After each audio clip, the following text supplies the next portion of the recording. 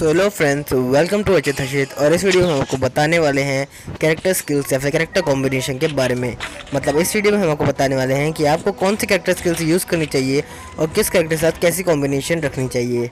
तो अगर आपको वीडियो पसंद आए तो इसे लाइक कीजिएगा, हमारे चैनल को सब्सक्राइब जरूर कीजिएगा। तो बिना टाइम वेस्ट करे चलिए वीडियो शुरू करते हैं।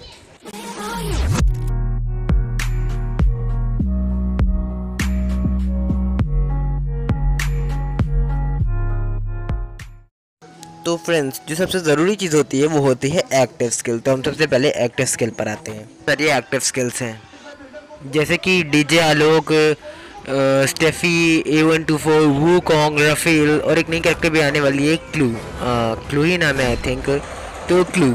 और ऐसे बहुत सारी एक्टिव स्किल्स हैं। तो मैं आप सारी एक्टिव स्किल्स के बारे में आपको बताने जा रहा हूँ और बताने जा रहा हूँ कि आपके पास कौन कौन सी एक्टिव स्किल होनी चाहिए या फिर नहीं भी होनी चाहिए। तो भी आप जो भी है उसमें आप कैसी एक्टिव स्किल लगाए, उसके साथ कैसी कॉम्बिनेशन रखें।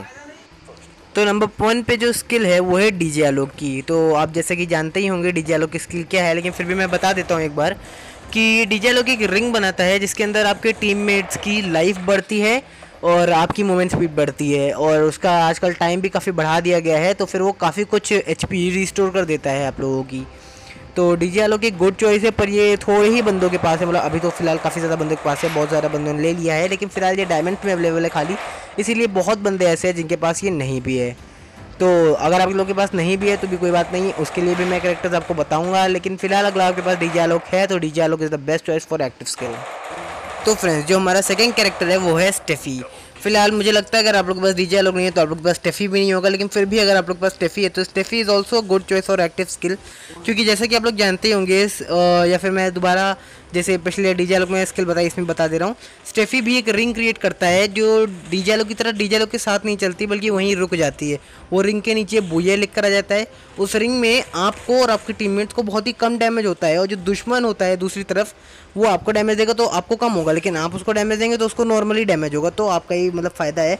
तो ऐसी एबिलिटी है स्टेफी की। फिलहाल बहुत ही ज़्यादा बेहतरीन तो मुझे नहीं लगती है, लेकिन फिर भी अगर आप लोग के पास स्टेफी है तो इट्स अ गुड चॉइस।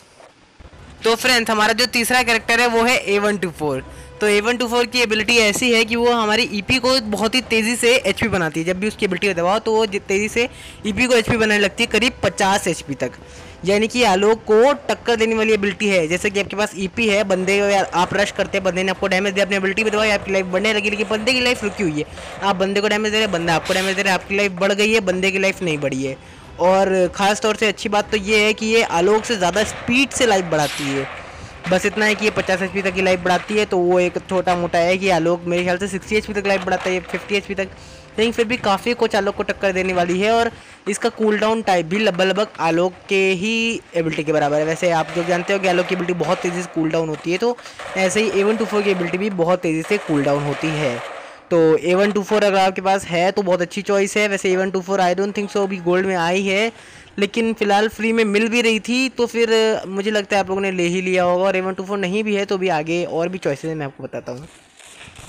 तो फ्रेंड्स, जो हमारा अगला कैरेक्टर है वो है वूकोंग। तो वूकोंग को तो आप जानते ही होंगे, मेरे ख्याल से तो ये बहुत अभी तक तो बहुत बार ये वूकोंग फ्री में मिल चुका है, और 1 डायमंड टॉपअप पे भी था। आई डोंट थिंक ये गोल्ड में आया है, लेकिन फिर भी इतनी बार फ्री में मिल चुका है, तो मेरे ख्याल से सभी के पास वूकोंग तो होगा ही होगा। तो वूकोंग की बेहद ही खास एबिलिटी है, वो घास बन जाता है। और अपडेट के बाद उसमें किस स्पेशल चीज़ कर दी गई है। वैसे पहले भी थी कि घास पे ऑटो एम नहीं होता है वूकोंग पे बनने के बाद, लेकिन अभी बहुत ही बढ़िया हो गया। आप जानते होंगे जैसे बंदा आपको डैमेज देगा, आप घास बन जाओगे, पहले तो बंदा वही कंफ्यूज हो जाएगा। जैसे आप अचानक से घास बनोगे, बंदा कंफ्यूज हो जाएगा आप कहाँ गए। उसके बाद बंदा अगर आपको तब भी डैमेज देता है तो भी गन का रिकॉइल होगा, गोली इधर उधर भागेगी और आप पे ऑटो एम भी नहीं होगा। मतलब आप समझ रहे हो ना, बहुत ही कम डैमेज होने वाला है आपको वूकोंग बोलते समय। साथ ही बहुत बार होता है अपना दोस्त नॉक हो जाता है तो उसको घास बन के रिवाइव कर दिया, तुरंत उसने ग्लू वॉल लगा दी, तो बहुत सारे फायदे होते हैं वूकोंग के। तो वूकोंग एक बहुत ही बढ़िया चॉइस है, और बहुत टाइम मतलब बहुत बार ऐसा होता है कि A124 से भी ज़्यादा अच्छी चॉइस वूकोंग है। तो वूकोंग तो मैं A124 से भी ऊपर भी रखना चाहता था, लेकिन अभी A124 आलोक की एबिलिटी को टक्कर देने वाली एबिलिटी है, तो वूकोंग उसको नहीं उतना दे पा रही है। लेकिन फिर भी वूकोंग एक बहुत ही अच्छी एबिलिटी है, और अगर आपके पास वूकोंग है तो आप वूकोंग को एक्टिव स्किल में ज़रूर यूज़ करिए। याद रखिएगा, एक ना एक एक्टिव स्किल रखना भी ज़रूरी होता है अपने कैरेक्टर में। तो फ्रेंड्स, एक्टिव स्किल के लिए जो लास्ट नॉमिनेशन है वो है रफेल।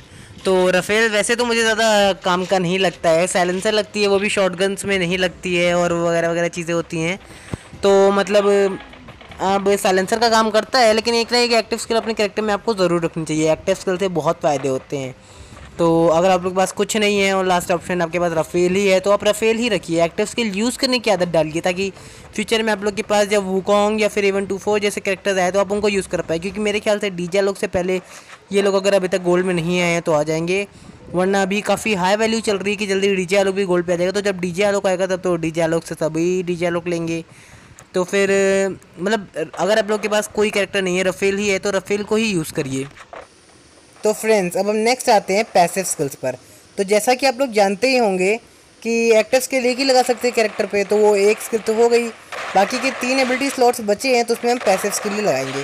तो पैसिव स्किल के बारे में जानना बहुत इंपॉर्टेंट है, इसीलिए यहाँ हम पैसिव स्किल के बारे में जानेंगे। और साथ ही मैं बताऊँगा कि मतलब 2 स्लॉट पर मैं आपको ऐसे ही बता देने वाला हूँ, ज़्यादा बिना एक्सप्लेन करे, कि आप यही ही लगाइए। क्योंकि आप मेरे को विश्वास रखिएगा कि जो एबिलिटीज़ मैं बताऊँगा वो बेहद ही अच्छी होंगी। बाकी तीसरे स्लॉट पे मैं आपको बहुत सारे ऑप्शन दूंगा और फिर से कुछ और पैसिव स्किल्स को एक्सप्लेन करूंगा। तो फिर चलिए स्टार्ट करते हैं। तो हमारी पहली पैसिव स्किल है केली की। तो आज जैसा कि आप लोग जानते ही होंगे, केली हमारी स्पीड बढ़ाती है। तो जैसे कि आप लोग जानते ही होंगे, free fire is all about movement speed, और केली मूवमेंट स्पीड बढ़ा देती है। तो बहुत ही अच्छा हो जाता है हमारा गेम प्ले वगैरह वगैरह। तो हमें केली ज़रूर लेनी चाहिए और हमें एक एबिलिटी स्लॉट पे केली ज़रूर लगानी चाहिए। तो आप लोग एक एबिलिटी स्लॉट पे केली ज़रूर लगाइएगा, और मतलब बस इतना ही है कि केली ज़रूर यूज़ करिएगा अपनी एक एबिलिटी स्लॉट पे। तो फ्रेंड्स अब जो 2 एबिलिटी स्लॉट बचे हैं, उनमें से एक एबिलिटी स्लॉट पे आपको मोको की एबिलिटी ज़रूर लगानी चाहिए। तो मोको एक बहुत ही बढ़िया कैरेक्टर है, इसकी एबिलिटी बहुत ही बढ़िया काम करती है। आप जानते होंगे इसकी एबिलिटी क्या है। ये जब आप किसी बंदे पे शूट करते हैं तो उसके ऊपर एक मार्क लगा देती है। वो मार्क आपके दोस्तों को भी दिखता है और आपको भी दिखता है। तो बहुत ही अच्छी एबिलिटी है इसकी।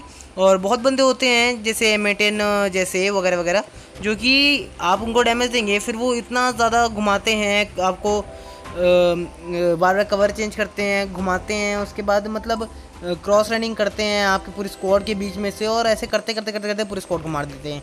तो जैसे कि आप लोग डैमेज देंगे और ऊपर मार्क आ जाएगा तो आप कंफ्यूज ही नहीं होंगे, और अब आप कंफ्यूज ही नहीं होंगे तो फिर इन सब का कोई ज़्यादा चक्कर पड़ेगा ही नहीं। साथ में ऐसे बहुत सारे बंदे ऐसे भी होते हैं, जैसे आप डैमेज देंगे, फिर वो डैमेज देंगे, वो अपना कवर चेंज कर लेंगे या पीछे से भाग के आ जाएंगे, आपको पता नहीं चलेगा। लेकिन ऐसे जैसे मोको का मार्क आ रहा होगा आपको सब पता चलेगा।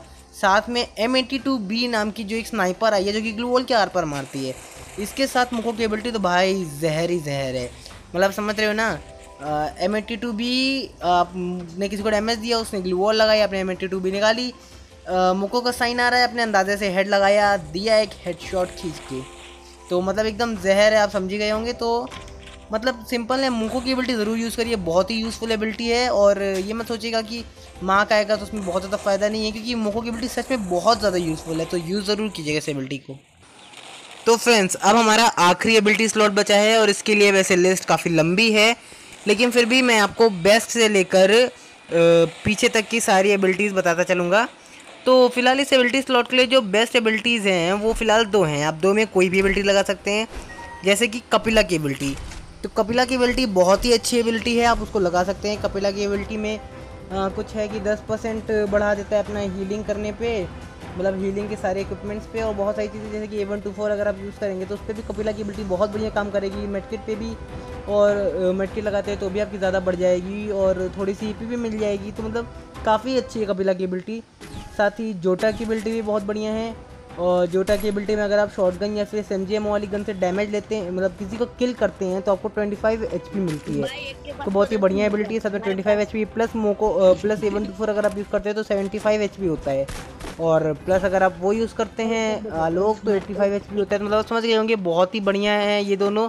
तो अगर आप तीसरे स्लॉट पे ये दोनों लगा पाए तो बहुत बढ़िया होगा, लेकिन ये दोनों अभी तक गोल्ड में अवेलेबल हुए नहीं हैं, और काफ़ी नए कैरेक्टर हैं। तो जिन लोगों के पास आलोक नहीं है तो उन लोग के पास भी ये नहीं होंगे। तो फिर और भी ऑप्शन हैं इनके अलावा, जैसे कि आप ले सकते हैं अपने वुल्फरा का, जो अभी मुफ्त में ही मिल रहा था। तो मेरे ख्याल से वुल्फरा बहुत बंदों के पास होगा, जिनके पास नहीं है उनके लिए भी ऑप्शन है। लेकिन वुल्फरा की एबिलिटी भी काफ़ी अच्छी है। सबसे अच्छी बात तो है खाली ऑब्जर्वर्स नहीं है, किल्स पर, मतलब आपको उसकी एबिलिटी बताना भूल ही गया।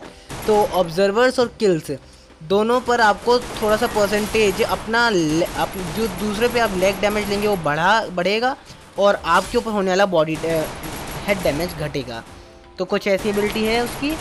तो फिर ये खाली ऑब्जर्वर्स पे नहीं, किल्स पर भी होता है, यानी कि आपके किल्स प्लस आपके ऑब्जर्वर्स पे होता है, तो काफ़ी अच्छी एबिलिटी काम करती है ये।